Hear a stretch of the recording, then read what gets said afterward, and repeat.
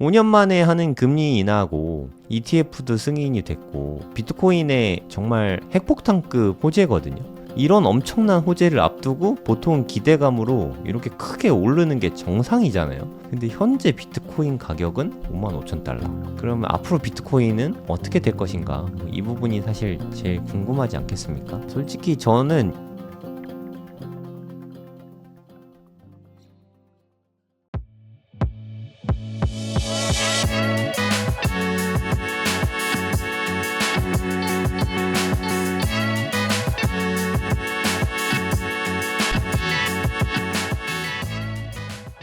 방금 전에요. 완전 따끈따끈한 뉴스네.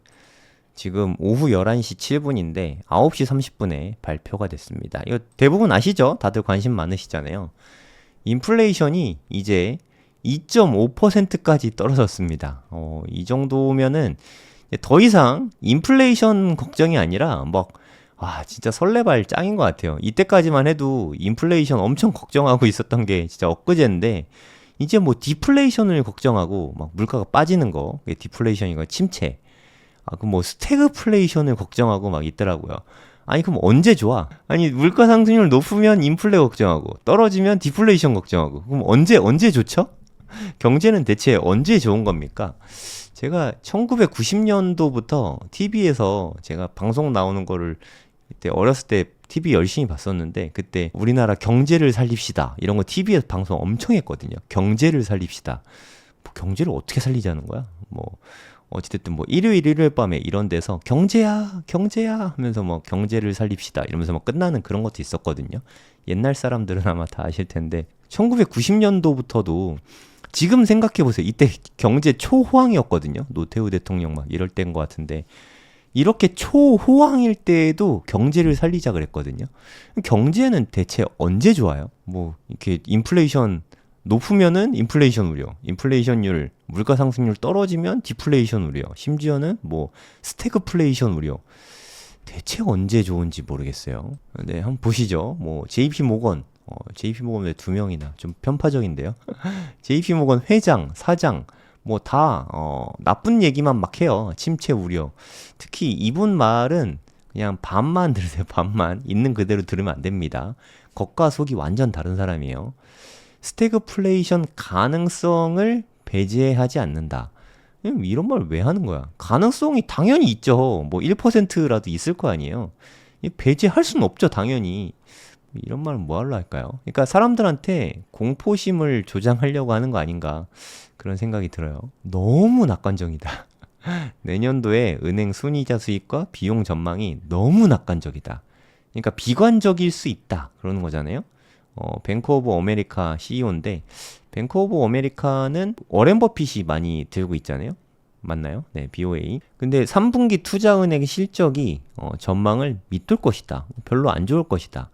뭐 되게 나쁜 얘기들을 막 쏟아내고 있죠. 그러니까 좀 이제 금리 인하되고 좀 좋아지나 하고 하면은 꼭 안 좋은 얘기들을 이렇게 막 쏟아내는 것 같아요. 특히 이 아저씨. 이 아저씨가 좀 되게 심하거든요. 좋은 얘기를 하는 걸 본 적이 없어요. 그래서 이렇게 높은 자리 있나 봐요. 나쁜 얘기 계속 하는 게 힘들잖아요. 우리 부동산도 맨날 떨어질 거다고 하락론자들이 인기가 많잖아요. 네, 그래서 사람들이 따르나? 뭐 농담입니다. CPI는 지금 뭐 2.5%까지 2.5 아니에요? 전망치구나. 2.5인데 전망치도 2.5인데 뭐 아무튼 2.5가 나왔습니다. 2.5. 그냥 뭐 제가 봤을 때는 충분히 긍정적이거든요. 이게 왜 부정적인 뉴스로 보이는지 모르겠는데 제가 봤을 땐 충분히 긍정적이어 보입니다. 지난달까지 고용 지표가 크게 안 나빴어요. 그러니까 엄청 좋은 것도 아니지만 크게 나쁘지 않았거든요. 4.3% 실업률이다가 이게 4.1%인가? 4.2%인가? 하여튼 실업률도 좀 떨어졌어요. 인플레이션도 좀 잡혔고 되게 좋은 거 아니에요? 실업률은 떨어지고 인플레이션도 떨어지고 다 좋은 쪽으로 가는데 전망은 다 부정적이란 말이에요. 그래서 이런 사람들 이야기하는 거 그냥 무시하면 될 것 같아요. 그냥 넌 그렇게 생각하냐? 그냥 이게 좀 중요한 것 같습니다. 제가 하는 이야기도 그냥 넌 그렇게 생각해? 그냥 이렇게 받아들이는 게 맞는 겁니다. 누구 말을 맹신하고 이런 게 되게 안 좋은 것 같아요. 이 지구상에서 어떻게 될지 정확하게 알고 있는 사람은 단 한 명도 없다고 생각합니다. 그냥 지나고 보니까 그 사람 말이 맞더라. 뭐 그냥 이런 거지. 그때 그 시점에서는 누구 말이 맞는지 아무도 알 수가 없어요. 그래서 제 생각에 뭐 팩트를 먼저 살펴볼 필요가 있는 것 같아요. 9월 19일 AM 3시죠. 이때도 좀 방송을 하면 좋을 것 같긴 한데 제가 한 6시 반에 일어나서 네, 좀 오픈 준비하러 가야 돼가지고 너무 빡셀 것 같습니다. 잠을 거의 못 잘 것 같아서 이것도 이날 저녁에 9월 19일 저녁에 라이브를 웬만하면 하도록 하겠습니다. 무슨 요일이죠? 곧 추석이 있잖아요. 추석 지나고 목요일이네요. 네, 이날 저녁 때는 최대한 빨리 라이브를 하도록 하겠습니다. 아무튼 이때가 금리 인하 될 거는 거의 확실하죠. 네, 안 될 거라고 생각하시는 분은 지금 이 시점에는 안 계실 것 같아요. 그럼 둘 중에 하나죠. 0.25%, 25 베이시스 포인트 인하냐, 금리 말하는 겁니다. 금리. 아니면은 B컷, 50bp 인하냐. 둘 중에 하나거든요. 근데 솔직히 말해서 B컷이 될 가능성이 거의 없잖아요. 언론에서 계속 자꾸 흘리는 것 같아요. 이거 기대하라고. 그래야 25bp 인하하면 실망하게 되니까. 그렇지 않습니까, 여러분? 50bp 인하할 거라고 기대 잘 안 하지 않아요? 뭐 50bp 인하하는 게 좋은 건가? 그러면 뭐 사실 연준에서 자기네가 금리 정책 잘못 썼다는 거 인정하는 거잖아요. 조급하게 막 빨리빨리 인하하려고 막 하는 모습 자체가 경제 위기가 닥치지 않는 한은 B컷을 막 하거나 하는 일이 원래 보통 없는데 경기 침체 우려를 연준도 우려하고 있네. 막 이런 시그널을 주는데 할 리가 없잖아요. 네, 근데 자꾸 언론에서 자극적으로 뽑으려고 그래서 그런가? 네, 아무튼 이 가능성은 제가 봤을 땐 별로 없어요. 근데 뭐 CME 패드워치인가? 패드워치가 되게 정확한 편이잖아요. 25bp 인하할 가능성이 현 시점에서 한 75%라고 합니다. 물론 얘도 25% 확률이 있지만 그냥 뭐 무난하게 25bp 인하하지 않을까. 파월 알잖아요, 여러분. 네, 파월이 이렇게 급진적으로 팍팍 금리를 내릴까요? 뭐 갑자기 위기도 아닌데 지금 위기인가요? 뭐 저는 잘 모르겠던데 25bp 인하한다고 보는 게 맞는 것 같아요. 그러면 금리 인하에 대한 기대감이 있어야 되잖아요. 금리 인하의 기대감. 기대감으로 보통 오르니까 뭐 주식도 이게 금리 인하 전에 기대감으로 오르고 막상 금리 인하하면 단기적으로는 빠질 수 있습니다. 그러니까 요 기점으로 해서 그 전에는 기대감으로 오를 수 있지만 단기적으로는 빠질 수 있어요. 그 다음에 크게 오르거든요. 보통은 이렇게 되는 건데 비트코인도 그랬죠. 이제는 너무 옛날 얘기 같은데 이게 현물 ETF 승인됐을 때거든요. 기대감 때문에 엄청 올랐잖아요. 네, 비트코인 요 때가 블랙락에서 ETF 신청했다. 뭐 그 얘기가 이제 나오면서 블랙락에 하면 다 되잖아요. 그때는 긴가민가 했는데 지금 생각해보면 진짜 블랙락에 하면 다 되는구나. 그걸 인정하게 됐습니다. 저도. 그냥 블랙락이 이때 한다고 하더니 진짜 했거든요. 진짜 했더니 빠졌어요. 네, 이거 별거 아니어 보이지만 한 20몇 % 떨어졌거든요. 그리고 나서 다시 엄청나게 크게 올랐죠. 네, 이건 정말 큰 사건이니까 실제로도 많이 오르게 됐죠. 네, 그럼 차트를 한번 보시면 ETF 승인 기대감 때문에 엄청 올랐죠. 이때도 뭐 된다 만다 뭐 말이 많았었거든요. 근데 될 거라고 생각했던 대로 됐죠. 네. 하지만 뭐 금리 인하는 뭐 안 될 거라고 생각하는 사람 거의 없으니까 어쨌든 된 다음에 오히려 빠졌습니다. 꽤 많이 빠졌고 그 뒤로 이게 찐 상승이죠. 사실 저는 요걸 바라보고 있거든요. 이게 ETF 승인인데 ETF 승인이 엄청 큰일이죠. 네, 현물 ETF는 직접적으로 수요를 막 증가시키니까 엄청난 이슈라고 생각하거든요. 하지만 제 생각에 금리 인하하는 것도 ETF 못지않게 어마어마한 호재라고 생각하거든요. 제 느낌엔 그래요. 네, 이게 거의 한 5년 만에 하는 거거든요. 5년 넘었나? 한 5년 정도 된 것 같아요. 2019년부터 금리 인하 조금씩 찔끔찔끔 하게 됐으니까 2019년 말입니다. 이때도 잭슨홀 미팅이 있은 다음에 했거든요. 그러니까 2024년이니까 5년 만에 이제 금리 인하를 처음 시작하는 거거든요. 물론 가장 최근에 금리 인하한 건 2020년이긴 한데 5년 만에 하는 금리 인하고 ETF도 승인이 됐고 이게 뭐 비트코인의 정말 핵폭탄급 호재거든요. 근데 이런 엄청난 호재를 앞두고 보통 기대감으로 이렇게 크게 오르는 게 정상이잖아요. 근데 현재 비트코인 가격은 55,000달러. 그리고 원화 가격은 7,550만 원. 어떠세요, 여러분? 이게 합리적으로 생각해 봤을 때는 좀 이거 뭐 어딘가 문제가 있는 거 아니야? 이런 느낌이 막 들 정도지 않습니까? 아니 지금쯤이면 막 엄청 막 올라가야 되는 거 아닌가? 그런 생각도 좀 들거든요. 이게 좀 나스닥하고 커플링이 좀 돼 있잖아요, 요즘에. 나스닥도 그렇게 좋지는 않아요. 이건 왜 그러지?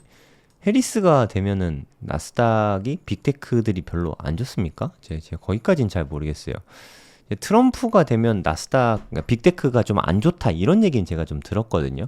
트럼프가 빅테크 싫어한다고? 뭐 진짜인지 아닌지 모르겠지만. 해리스도 그런 건가요? 아무튼 오늘 빠지네요. 네, 아무튼 네, 나스닥도 좀 빠지고 있습니다. 요때 하락폭이 컸죠. 하락폭이 가장 컸던 게 그 8월 5일에 경기 침체, 샤메 법칙인가? 그것 때문에 엄청 많이 빠졌었죠. 고용 지표가 안 좋게 나온다고 실업률 4.3% 나온 것 때문에 엄청 시끄러웠었거든요.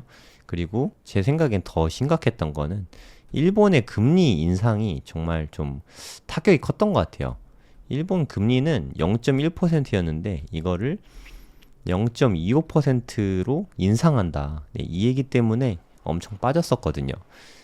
이거 엄청나게 니케이 지수랑 다 빠지니까 일본은행 총재도 나와가지고 경제가 안 좋으면 금리 인상은 더 이상 없는 걸로 하겠습니다. 그래서 시장이 진정하고 아 그래? 그럼 괜찮지 뭐 하고 쭉 올랐거든요.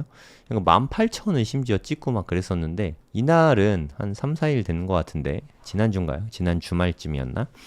아무튼 갑자기 일본에서 또 금리 인상 얘기를 들고 나왔어요. 아니 안 한다더니 갑자기 뭐 이대로 순항하면 12월에 금리를 계획대로 계속해서 올리겠다 이런 얘기를 했거든요.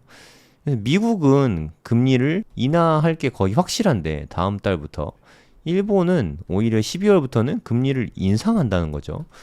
그러면 미국으로 들어갔던 자금들이 일부는 일본으로 돌아오게 될 거 아니에요.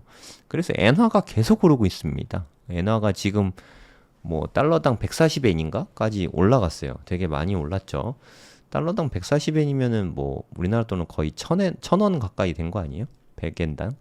뭐 아무튼 그런데 사실 제가 제일 걱정되는 게 일본의 금리 인상이거든요. 한번 팩트만 생각해 봤을 때 경기 침체 솔직히 이거는 뭐 모르는 거죠. 네, 이거는 뭐 독감 같은 거거든요. 언제 걸릴지 예측할 수가 없어요. 뭐 금리가 높을 때 온다, 낮을 때 온다, 뭐 이럴 때 온다, 저럴 때 온다, 뭐 말이 많은데 제대로 맞는 거는 뭐 거의 없는 것 같아요.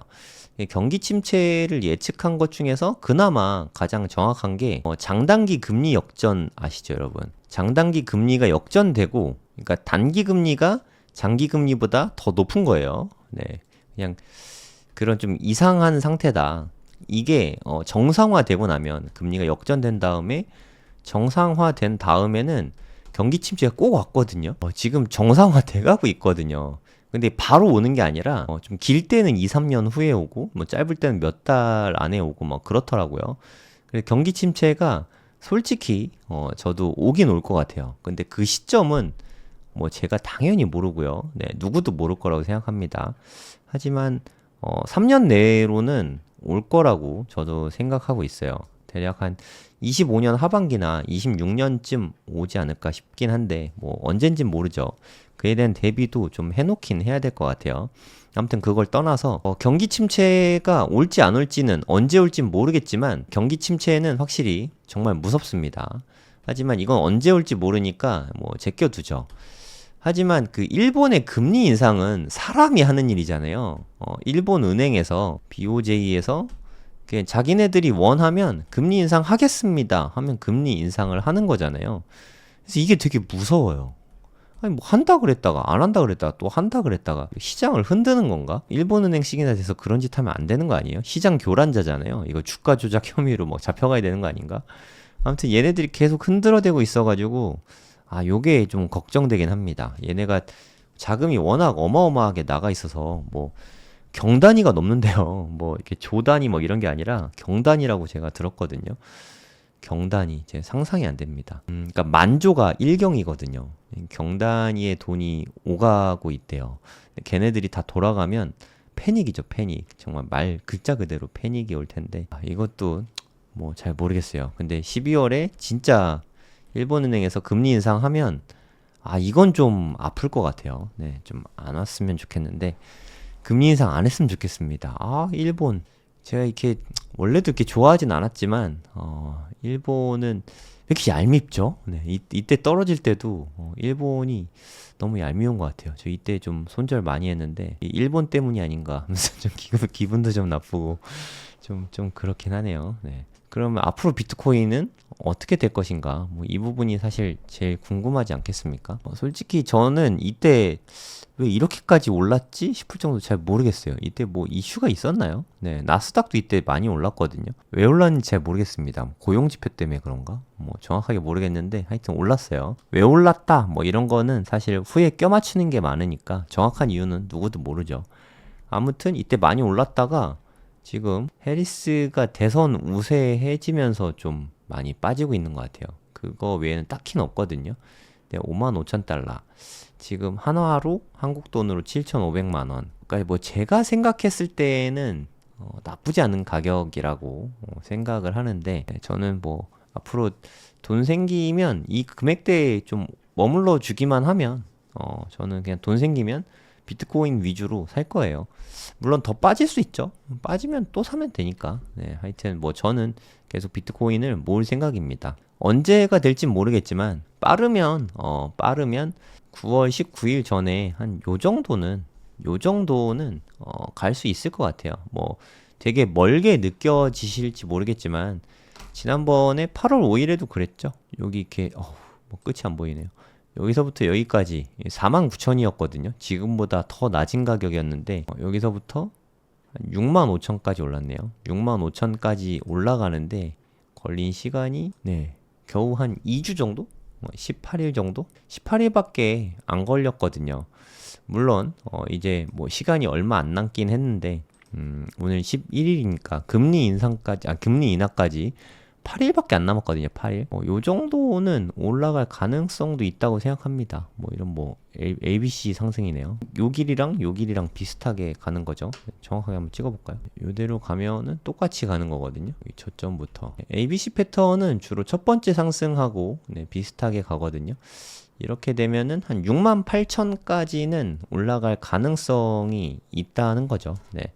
그 다음에는 조정이 있을 것 같고요. 근데 이 조정이 꽤 세게 나올 수도 있다고 생각해요. 왜냐하면 호재 해소잖아요. 뉴스에 팔아라. 모두가 기대하는 25bp 금리 인하가 실제로 이루어진 거죠. 뭐 50bp 인하할 줄 알았는데 별거 없네 하면서 실망하는 거죠. 그런 게 뉴스에 팔아라거든요. 호재 해소. 호재가 해소되면은 여기서부터 여기까지 무려 30%나 오른 거잖아요. 와. 뭐 엄청나네요. 30%라고 하니까 엄청 많이 남은 것 같은데 아무튼 30%가 오르게 되면은 수익 실현하는 사람들이 또 생기잖아요. 금리 인하가 하는 것 때문에 기대감 때문에 들어왔는데 실제 금리 인하하고 가격이 뭐 정점일 것 같다라는 생각으로 이제 팔면은 또 매도세가 이렇게 펼쳐지거든요. 조정을 좀 받을 수밖에 없을 것 같아요. 하지만 중장기적으로는 제가 바라는 진짜 찐 상승이 나올 것 같거든요. 그 타이밍은 한 올 연말쯤 되지 않을까 뭐 그런 생각이 들거든요. 뭐 그렇게 안 될 수도 있지만 저는 뭐 그렇게 시나리오를 세우고 있는 거죠. 그게 될지 안 될지 모릅니다. 뭐 그냥 아무 생각 없이 투자하는 것보다는 시나리오 세워보는 게 재밌으니까. 그러면 거의 이제 조정이 마무리되고 이제 진짜 좀 상승을 하는 그림으로 가지 않을까. 저는 그렇게 기대를 하고 있는 거죠. 그래서 9월 19일 날 어디까지 올라갈까? 이것도 사실 되게 궁금해요. 9월 19일 새벽 3시에 때가 추석 연휴 끝난 직후인 것 같거든요. 네. 추석 연휴가 17일까지, 18일까지죠. 수요일까지. 19일 날인데, 글쎄요. 그때 새벽에 방송할 수 있으려나? 그때 제가 컨디션 봐서 할 수 있으면 한번 새벽 3시에 한번 해보도록 하겠습니다. 근데 그 전에 좀 올라야 되는데 그 전에 못 오르면 그거는 좀 안 좋은 그림일 것 같아요. 그 전에 못 오르면은 호재 해소는 보통 빠지거든요. 이더리움이 그랬어요. 이더리움이 이때 7월 23일이거든요. 여기가 요 자리가 제가 이더리움 투자를 해서 잘 알고 있는데 이때 5월 23일 날 이더리움 현물 ETF가 나온다 해서 누구도 예상을 못했었는데 갑자기 그런 발표가 나면서 급등을 했어요. 한 20% 올라간 것 같아요. 여기서부터 여기까지 한 30% 올라갔다가 그 뉴스 나오면 한번 반짝했다가 또 조정받잖아요. 조정받다가 이제 실제로 상장된 날, 출시된 날이 이날이거든요. 7월 23일 날 출시된 다음부에 바로 이렇게 엄청나게 미끄러지는 거 보이시죠? 이거 하락이 대체 몇 %죠? 아니 우리가 이더리움 현물 ETF 이제 출시가 되면 너무 호재잖아요. 너무 좋을 것 같잖아요. 하지만 시장의 마음을 누가 알겠습니까? 여기서부터 진짜 본격적인 하락이 나왔어요. 제가 이때 이더리움 선물을 좀 했었는데 그래서 이때 좀 손해가 좀 컸어요. 아무튼 뭐 그런 아픈 뉴스가 있습니다. 요때 그래서 엄청난 하락이 있었던 거죠. 솔직히 이런 무지막지하게 빠질 거라고 생각을 못 했는데 누가 봐도 호재잖아요. 그냥 사건 자체만 놓고 보면 이더리움으로 돈이 몰리게 되는 건데 ETF가 나오면 근데 무려 2주도 안 되죠. 13일 동안 41%가 빠졌습니다. 무섭죠. 저는 물론 이건 이더리움이니까 비트코인은 이 정도는 안 빠지거든요. 어떻게 열흘 만에 40%씩 빠지는 자산이 아니긴 한데 아무튼 9월 19일 새벽 3시에 금리 인하 발표가 나고 파월이 또 뭐 맨날 하는 소리 하겠죠. 뭐 고용이 안정적이면서 인플레이션도 크게 잡혀가는 거니까 2%까지 기다리지 않고 이제 금리 인하를 시작하려고 만장일치로 결정되었습니다. 뭐 이런 이야기를 하겠죠. 그래서 25bp 인하를 할 거고 모두가 예상한 금리 인하가 이루어지겠죠. 호재이긴 하지만 모두가 다 예상하고 있고 기대감이 이미 다 반영이 되고 있다는 게 그게 오히려 악재일 수 있죠. 네, 그래서 그 전에 오르지 못하면 엄청나게 크게 하락할 수 있습니다. 그 전에 올라야 돼요. 그러니까 무슨 뜻이냐면 9월 19일 대략 한 이쯤 될 것 같은데 68,000 아까 찍어봤을 때 68,000 정도 됐죠. 네. 그래서 오르고 빠지고 올라서 그러면 좀 이렇게 조정받아도 다시 이렇게 갈 수 있는 여력이 생기잖아요. 하지만 여기서 못 올라가면은 오르고 떨어지고 오르고 또 빠지는 뭐 요런 그림이다. 그러면 글쎄요. 좀 되게 오래 걸릴 것 같아요. 이런 그림이 가장 뭐 최악의 시나리오거든요. 근데 그렇게 되지는 않을 거라 생각을 하긴 하는데 이게 자라보고 놀란 가슴 소뚜껑 보고 놀란다 뭐 이런 말 있잖아요. 저는 이렇게 자라보고 한번 놀랬거든요. 이더리움 보고서 아니 ETF가 승인되는데 이렇게까지 빠진다고? 얼마 오르지도 못했는데 저는 이런 생각이 드는 거예요. ETF가 출시된다 그래서 올랐다가 오른 거 다 뱉어냈잖아요. 그죠? 여러분 보세요. 여기였거든요 원래. 한 2,800 정도였는데 오른다고 해서 뭐 $3,000 정도 갔다가 다시 빠진 거예요. 그래서 오른 거 다 뱉어냈으니까 이제 승인 나도 빠질 것도 없겠구나 라고 생각을 했는데 웬걸 승인 나니까 더 오히려 이게 승인 소식 나오기 전보다 더 밑에까지 이렇게 빠지더라고요.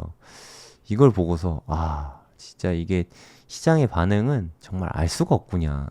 정말 알 수가 없구나. 너무너무 어렵구나. 이런 거를 좀 다시 깨달았어요. 그래서 비트코인도 아주 안 좋은 시나리오로 가면은 지금 이렇게 흐지부지 되고 얼마 오른 것도 없는데 금리 인하 됐다고 오히려 빠질 수도 있다는 거죠. 네. 근데 금리 인하 직전에 한 번쯤은 좀 오르는 게 생길 것 같아요. 근데 그 오른 폭이 얼만큼인지는 모르는 거죠. 여기서 뭐 그냥 요만큼 올랐다가 여기 저항대 맞고 65,000이 꽤 센 저항대거든요. 여기도 맞았고 여기도 맞았고 여기도 맞았고 요 근처가 되게 저항대가 좀 강한 것 같아요. 이거 뚫기가 쉽지 않을 것 같습니다. 이거 뚫어내면 68,000, 7만 요 정도도 가능하긴 한데 여기까지는 일단 좀 갔으면 좋겠어요. 9월 19일 전에 그래야 이렇게 호재가 해소되고 좀 조정받더라도 다시 갈 수 있습니다. 그래서 9월 19일 새벽 3시에 과연 비트코인은 이때 얼마가 돼 있을까? 이게 정말 중요한 이슈라고 생각을 합니다. 저 너무 궁금해요. 그래서 이날 그냥 일찍 일어나서 시장을 좀 지켜봐야 되나 뭐 고민 중입니다. 뭐 이때 제가 방송할 수 있으면 라이브 좀 해보도록 하겠습니다. 그렇다고 뭐 제가 오선님처럼 파월 연설 들으면서 뭐 즉시 통역해주고 뭐 이런 건 아니에요. 파월은 뭐 어차피 뻔한 소리 하겠죠. 그거는 시장이 어떻게 반응할까. 네, 저는 차트를 봅니다. 이때 혹시 제가 라이브 하면 들어오시면 될 것 같아요. 웬만하면 할 건데 컨디션이 뭐 나쁘지 않으면 하도록 하겠습니다. 뭐 새벽 3시 뭐 평소보다 한 3시간만 일찍 일어나면 되니까 충분히 할 수는 있을 것 같은데 너무 궁금하거든요. 이때 엄청나게 춤을 출 것 같아요. 한 4년 반 만에 금리 인하 처음 하는 거잖아요. 정말 너무너무 오랜만인 금리 인하를 시장에선 대체 어떻게 받아들일까? 이게 너무너무 궁금하거든요. 파월이 무슨 말 할지는 하나도 안 궁금해요, 사실. 뻔한 얘기하고, 파월 뭐, 나 솔직히, 여러분 안 그러세요? 파월 연설하는 거 들으면은 뭐 너무 답답해요. 그러니까 우유부단하다고 해야 되나? 책임지지 않으려고 해야 된다고 해야 되나? 뭐 하여튼 좀 두루뭉술하게 얘기하는 화법이잖아요. 그래서 저는 예전에는 열심히 들었는데 이제 못 듣겠더라고요. 너무 답답해하고 제 스타일도 아니고 좀 시원하게 얘기했으면 좋겠는데 너무 답답해가지고 책임지지 않으려는 화법이라고 해야 되나? 하여튼 뭐 그거 듣고 있으면 좀 지치더라고요. 저는 맨날 똑같은 소리, 맨날 뻔한 소리 하니까 저는 그건 별로 안 궁금한데 시장은 과연 파월 연설을 듣고 어떻게 반응할 것인가? 이건 진짜 너무너무 궁금하거든요.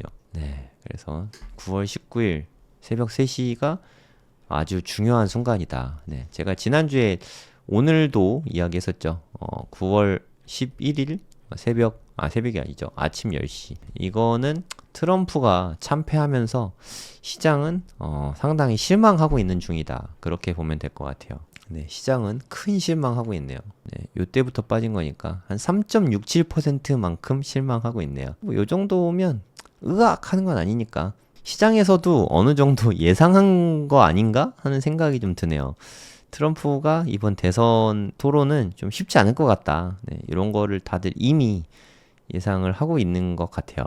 그러면 이제 해리스가 된다고 생각을 하고 마음을 접고 있겠죠. 오히려 이제 해리스가 되면 당연한 거고 트럼프가 되면은 땡큐 웬 횡재야? 이러고 갑자기 급등할 수도 있는 거죠. 네, 아무튼 우리 트럼프 형님은 좀 앞으로는 좀 쉽지 않을 것 같다 이런 느낌이 오늘 대선 토론 때문에 좀 느껴집니다. 그리고 여러분 아시는지 모르겠지만 트럼프는 해리스하고 두 번째 토론을 할 의향이 없다고 합니다. 한 번 당했으면 됐지 두 번 난도질 당할 수는 없다는 거죠. 해리스는 오히려 열려 있다고 했거든요. 네, 한 번 원하면 한 번 더 할 수 있다. 여유가 있는 거죠. 트럼프 껌이네. 한 번 더 하면 오히려 좋아. 약간 해리스는 이렇게 좀 변했죠. 트럼프를 상대해보니까 별거 없네. 이 양반 그냥 약 올리면 되는 거구나. 그거를 좀 알아버린 것 같아요. 네, 그래서 좀 트럼프는 이번 대선을 앞으로 좀 끌어가기가 좀 어렵지 않을까. 제가 뭐 정치 잘 모르고 미국 정치는 더더욱 모르는데 그냥 뭐 뉴스를 보니까 뉘앙스가 그렇게 느껴집니다. 두 번째 토론을 진행할 의향이 없다. 왠지 느낌이 바이든 모습과 오버랩이 되는 거는 저뿐일까요? 네, 이렇게 연세 좀 있으신 대선 후보 두 분이 다 이렇게 둘 다 좀 쭈그러지는 것 같은 느낌이 좀 듭니다. 아무튼 해리스 대통령이 될 가능성이 이제 많이 높아졌죠. 그러니까 두 번째 세컨 찬스가 있었다면 혹시라는 생각이라도 해보겠는데 TV 토론이 영향력이 되게 세거든요. 그리고 해리스랑 트럼프랑 딱 한 번밖에 안 하는 TV 토론이니까 이런 상태에서 원사이드하게 이겨버렸단 말이에요. 네, 이걸 보고 원사이드하게 이겼다고 생각 안 하는 사람은 없겠죠. 그럼 이런 상태에서 트럼프가 대선에서 승리하는 게 정말 쉽지 않겠구나 이런 생각이 드는 거죠. 좀 반반이었는데 정확하게 반반이었거든요. 제 마음속에서. 이제 해리스가 이길 가능성이 한 51, 52 뭐 요 정도로 좀 올라간 것 같습니다. 원래 이게 박빙으로 끝나거든요. 미국 대선은. 그냥 박빙으로 해리스가 이기고 트럼프가 설마 다음 대선에 또 나오진 않겠죠? 그럼 얘네들이 또 붙는데 공화당도 그렇게 바보는 아닐 것 같습니다. 공화당에서 트럼프를 또 낼 순 없고 이게 사실상 이번이 마지막인데 해리스가 이기고 끝나지 않을까 뭐 그런 생각이 드네요.